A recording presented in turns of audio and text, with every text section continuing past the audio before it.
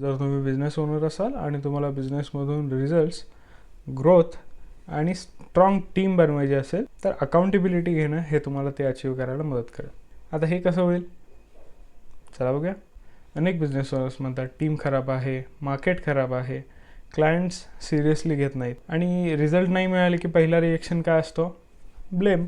टीमला ब्लेम करायचा, मार्केटला ब्लेम करायचं, कॉम्पिटिशनला दोष द्यायचा. पण एक प्रश्न स्वतःला विचारला जात नाही की लीडर म्हणून मी इम्प्रूव्हमेंट कशी करू शकतो. खरं सांगायचं तर तुम्हाला पण याचा अनुभव आला असेल की ब्लेम केल्यानं प्रॉब्लेम सॉल्व्ह होतच नाही. ब्लेम केल्यामुळं तो प्रॉब्लेम कंट्रोलच्या बाहेर जातो, कारण ब्लेम करणं म्हणजे तुमचा प्रॉब्लेम तुम्ही दुसऱ्याच्या हातात देताय. आणि या उलट अकाउंटेबिलिटी घेतली तर प्रॉब्लेम तुम्ही स्वतःच्या कंट्रोलमध्ये आणताय. आणि हीच सवय स्ट्रॉंग लीडर्स ठेवतात.